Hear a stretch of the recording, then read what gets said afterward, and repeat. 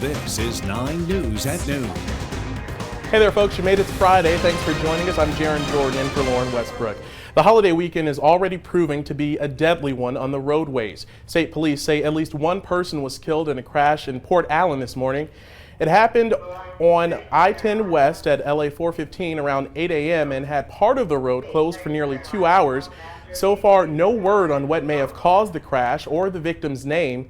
As soon as we get more information, we'll post it on our website at WAFB.com. Let's take a look at your traffic cams now. Meanwhile, between that crash and another one a little later on the bridge, the drive through the capital city is pretty slow right now. In fact, even though both incidents have been cleared, traffic is still backed up to the 10-12 split.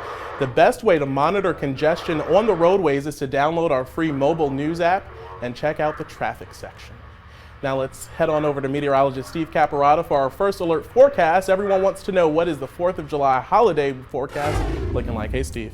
Hey, Jaron, not off to a bad start on this extended holiday weekend for some. It's warm outside, but it's the 3rd of July in South Louisiana, and weather less of an issue than traffic is around the area right now. Let's give you a look at radar first off. Nothing happening around Metro Baton Rouge again today, second day in a row that we've seen this picture on the radar. It's been fairly unusual as of late. Nothing really happening anywhere around South Louisiana, southwestern Mississippi at this point. Now, as daytime heating continues to kick in, could see a few showers and storms develop later on this afternoon, but chances are most of us are going to stay dry. Temperature-wise, with no rainfall around, temperatures in the upper 80s to around 90. New Orleans has already climbed up to 91, 88 here in Baton Rouge, 89 in Gonzales. So most of us should climb into the low 90s this afternoon. Again, just a slim chance of a shower or thunderstorm today. If you have plans tonight, weather won't be an issue either. Should be mainly dry, just warm and muggy outside. Unfortunately, though, weather could be an issue for your holiday plans on Saturday. More on that in just a few, Jaron. All right, thank you, Steve. Well, if you're staying in town this weekend, many 4th of July events start today. There's something for the entire family, like the original Old South Jamboree happening in Livingston Parish, fireworks tonight in Ascension Parish, or a concert at the state capitol tomorrow night. We have all of the area's events and information posted right now for you at WAFB.com. Down in New Orleans, Essence Fest is kicking off its second day. I'm excited. I'm glad to be getting out away from work and going to enjoy myself.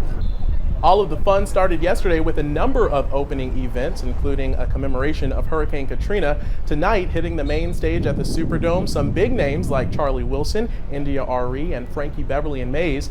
You can find more information on the lineup of artists and events happening throughout the weekend on our website, again, WAFB.com. Well, after 8 years as the dean and chancellor of the law school at LSU, Jack Weiss is stepping down. In a statement, Weiss says that policy differences with some faculty members have made it difficult for him to continue as chancellor, but he is expected to return to teaching law.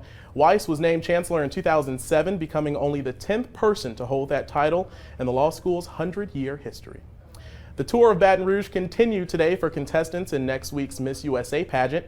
We caught up with a few of them kayaking at Breck's Greenwood Park. All week, contestants have been getting a taste of Louisiana's culture, trying out classic foods, hangouts, and even second lining with Mayor Kip Holden downtown. So what do these ladies love most about Louisiana? I'm down here for a pageant, but you would think that it was like a food contest because so much delicious food, and I'm enjoying all the hospitality, and everyone here is just so kind and so gracious. Yep, sounds about right. Of course, all that fun turns to competition next week as the contestants get ready for preliminary rounds, which start on Wednesday.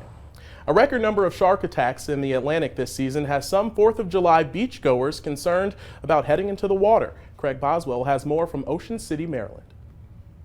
A recent spike in shark attacks on the eastern seaboard have some people fearing the water. I think it's scary.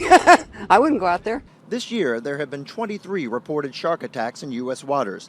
In North Carolina alone, there have been 7 attacks in the past 3 weeks, the most ever recorded in the 80 years since the University of Florida began tracking shark attacks. The most recent attack was Wednesday when 68-year-old Andrew Costello was bitten on his torso, hip, lower leg, and both hands. The experts are stumped. Something strange is going on because the trend is normally 0 or 1 attack in that area in any one year. Theories for the attacks include bait fishing, sea turtle migration, lunar cycles, and global warming. Despite the fears, people will still hit the beach this weekend. I think you should be cautious, but not too scared about it. Still, the National Park Service is warning beachgoers to stay close to the shore and swim in small groups. Craig Boswell, CBS News, Ocean City, Maryland. The National Park Service also advises avoid being in the water at twilight or at night, and don't wear shiny objects like jewelry when in the water. A potential terror threat warning from the FBI has law enforcement around the nation beefing up patrols heading into the 4th of July holiday. Kenneth Craig reports from New York City. From coast to coast, police departments are increasing patrols to keep people safe at events this holiday weekend.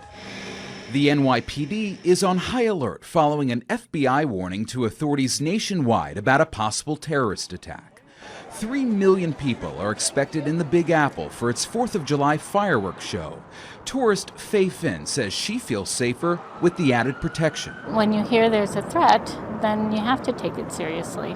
Police say they'll also be closely monitoring 7,000 security cameras, paying special attention to the ones here in Lower Manhattan. This may be potentially the most complex counterterrorism overlay for this event ever. The FBI bulletin follows deadly attacks last week in Tunisia, Kuwait, and France. Officials say ISIS has called on its followers to strike during the Muslim holy month of Ramadan, which ends mid-July. While officials say there are no credible threats, they aren't taking any chances. The intelligence community can't fight this fight by themselves. This is going to take bigger participation and awareness. Police want everyone to have fun this weekend, but remember, if you see something, say something. Kenneth Craig, CBS News, New York. Officials say 50 people in the United States have been arrested in the last year with ties to ISIS. Meanwhile, millions are coming together to honor those killed in a terror attack at a beach resort in the North African country of Tunisia. Let us pay tribute to them and let us remember the loved ones they have left behind. 1 week after gunfire shattered a peaceful day on the beach, the Tunisian resort observed a moment of silence. That moment of silence reached all the way back home to Britain. 30 of the 38 victims were British citizens. The UK hasn't seen such a loss of life from a terror attack since bombings nearly 10 years ago. That's when 4 British Muslims targeted London's transportation system. Authorities in the Tunisia killed the gunman who carried out the attack and have arrested 8 people suspected of having direct links to the massacre.